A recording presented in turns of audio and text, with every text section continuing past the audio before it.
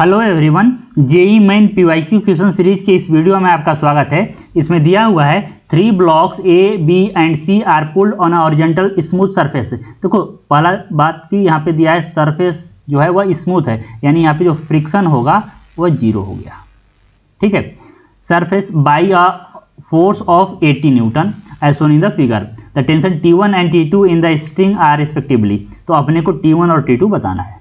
ठीक है, तो इसमें देखो क्या है कि अगर हम लोग देखें यहाँ पे, तो अगर यहाँ से हम लोग एक फोर्स 80 न्यूटन का अप्लाई कर रहे हैं तो क्या होगा कि यह सी बी एंड ए तीनों ब्लॉक साथ में ही मूव करेगा, क्योंकि यहाँ पे स्ट्रिंग लगा हुआ है। तो जो एक्सेलरेशन ए का होगा, यानी कि acceleration of A will be equal to acceleration of B will be equal to acceleration of C. तीनों का जो एक्सेलरेशन होगा वह सेम होगा। अब जब देखो किसी भी सिस्टम में अगर जितने भी मास हैं, अगर उन सभी का एक्सेलरेशन सेम है तो उनको हम लोग एक सिस्टम की तरह ट्रीट कर सकते हैं। तो ए बी सी तीनों का एक्सेलरेशन सेम है, तो हम लोग यहाँ पे क्या कर सकते हैं, इस तीनों को एक सिस्टम मान सकते हैं। ठीक है, तो अगर हम लोग इसको सिस्टम मान लें तो ऐसा बोल सकते हैं कि यह जो है वह एक ब्लॉक है जिसका मास 5 + 3 + 2 यानी कि 10 kg है, और यहाँ पे जो फोर्स लग रहा है नेट एक्सटर्नल फोर्स वह लग रहा है 80 न्यूटन। ठीक है, अब यह काफ़ी सिंपल सवाल हो गया।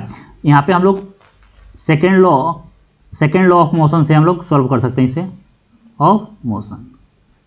इसमें क्या होता है कि net external force is equal to mass into acceleration.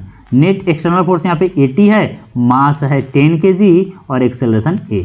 सो हम लोग यहाँ से एक्सेलरेशन बता सकते हैं। एक्सेलरेशन आ गया 8 मीटर पर सेकेंड स्क्वायर। ठीक है, तो आगे यहाँ से पता चल रहा है कि तीनों ब्लॉक का जो एक्सेलरेशन है वह 8 मीटर पर सेकेंड स्क्वायर है। अब अपने को निकालना है T1 और T2। तो देखो यहाँ पे T1 यहाँ पे बात करें तो अगर मैं 5 kg ब्लॉक का ABD ड्रॉ करूँ, देखो ABD में जो फोर्स रिक्वायर्ड होता है जनरली हम लोग उसी को ड्रॉ करते हैं। अभी हम लोग बात करें हॉरिजॉन्टल डायरेक्शन में, तो जो हॉरिजॉन्टल डायरेक्शन फोर्स लगेगा सिर्फ और सिर्फ उसी को ड्रॉ करेंगे। जैसे यहाँ पे लग रहा है T1, ऑल्दो यहाँ पे mg भी लगेगा और यहाँ पे नॉर्मल भी लगेगा, लेकिन वर्टिकल डायरेक्शन में अपने को जरूरत नहीं है, इसीलिए हम लोग अभी ड्रॉ नहीं कर रहे हैं। तो यहाँ पे हो गया 5 kg और इसका एक्सेलरेशन अपने को मालूम है, यह है 8 मीटर पर second square. So T1 is equal to क्या होगा, mass into acceleration. Mass is 5, acceleration is 8, so 40 metre पर सेकेंड स्क्वायर। दूसरा 3 kg का भी बना सकते हैं और 2 kg का भी बना सकते हैं, क्योंकि इसमें भी T2 आएगा और इसमें भी T2 आएगा। सो 3 kg का बना लेते हैं हम लोग ABD।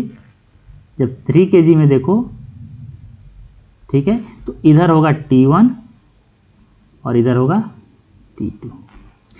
अब एक्सेलरेशन तो इधर है, यह भी 8 मीटर पर सेकेंड स्क्वायर ही है। देखो टेंशन को ड्रॉ करते समय हमेशा देखना कि जो टेंशन होता है वो हमेशा पुलिंग इन नेचर होता है, सभी को पुल करता है। तो 5 kg का बनाए तो टेंशन का डायरेक्शन इधर, यानी इधर पुल कर रहा है। 3 kg का बनाए तो देखो टेंशन इधर पुल करेगा और यह T2 इधर पुल करेगा। ठीक है, अब देखो यहाँ पे यह एक्सेलरेट इस डायरेक्शन में हो रहा है, यानी T2 बड़ा होगा।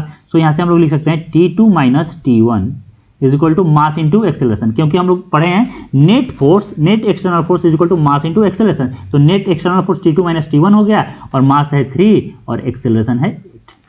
सो यहाँ से आ गया T2 इज इक्वल टू, यह हो गया 24 और T1 निकाले थे यहाँ से 40, तो यह हो गया 64 न्यूटन। तो अपना T1 आ गया 40 और T2 आ गया 64। अगर ऑप्शन को देखें तो जो ऑप्शन ए है वह करेक्ट है। तो अगर वीडियो आपको पसंद आया हो तो वीडियो को लाइक कीजिए, चैनल को सब्सक्राइब कीजिए। अगर कुछ पूछना है तो कमेंट सेक्शन में मेंशन कीजिए, मैं रिप्लाई जरूर करूंगा। आज के लिए इतना ही। Thank you so much.